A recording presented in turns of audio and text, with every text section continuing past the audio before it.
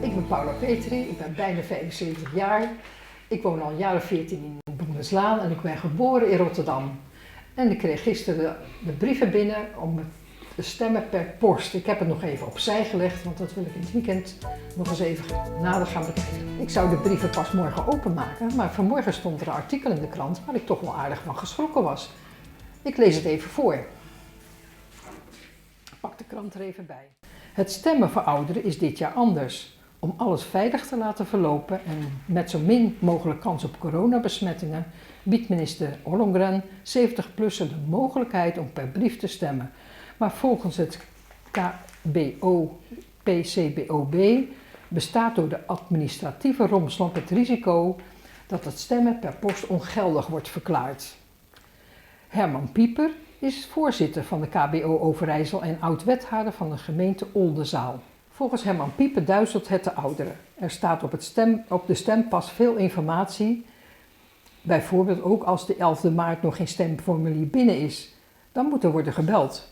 Maar tegelijkertijd is de regel dat de stembiljet de 12e maart voor 5 uur op de post moet zijn gedaan, omdat anders het formulier te laat binnen is, zegt Pieper. Daar worden de ouderen nerveus van. Nou, hier word ik wel een beetje zenuwachtig van. Ik ga eens even de brieven erbij pakken.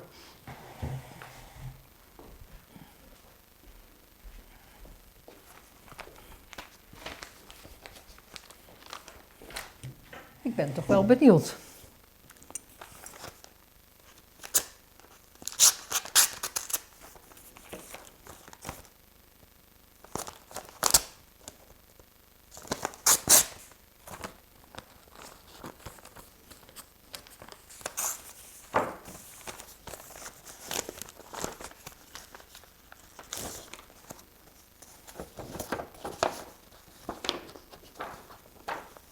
Allemachtig, wat een spullen allemaal. Ik ga eerst even op de steken.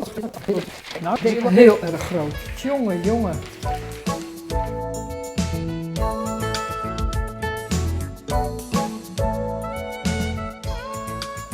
Allemachtig, dit is dus het stembiljet. Ik lees het even voor. Briefstembiljet voor de verkiezing van de leden van de Tweede Kamer der Staten-Generaal op woensdag 17 maart 2021 in kieskring 2 Leeuwarden. En wat 37 partijen, er staan ook een heleboel namen op, nog nooit van gehoord. Oprecht en Jong en Piratenpartij, NIDA, Volt, Partij van de Republiek. En dan kan je ook nog, wat anders is als in het hokje, u stemt voor het inkleuren van een 1 wit stipje geplaatst voor de kandidaat van uw keuze. Maar hier mag het met elke kleur die u maar wilt. Dit was les 1, stemmen per brief. Dat hoeft dus niet per se met rood, maar met de brief stemmen mag je met alle kleuren.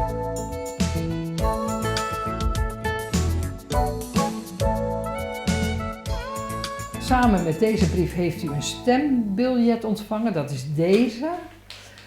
En een envelop met briefstembiljet, dat is deze. En een retourenvelop, die zit er ook bij, deze. Heeft u nou niet alles ontvangen, neem dan contact op met de gemeente.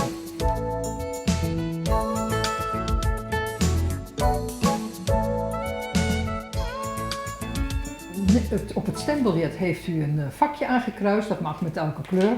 En dan moet u alleen het briefstembiljet in de envelop stoppen. Dat is deze, het briefstembiljet.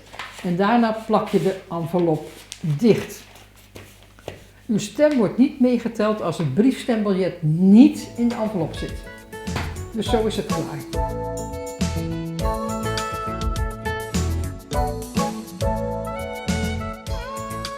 Eerder ontving u de stempas. Pak deze stempas erbij.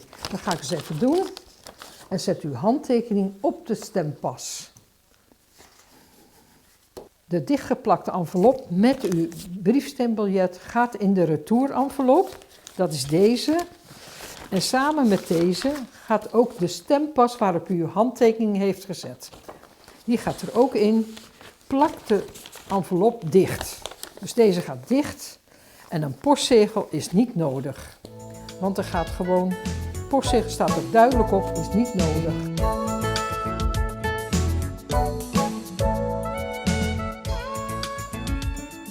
Dit was de cursus 5 voor 70 plus stemmen per brief. Ik hoop dat u er wat aan gehad heeft. Nog een laatste punt. Zorg dat uw briefstem voor 17 maart om 9 uur aankomt. En doe uw briefstem voor vrijdag 12 maart om 5 uur op de post. Of lever het in bij een afgiftepunt.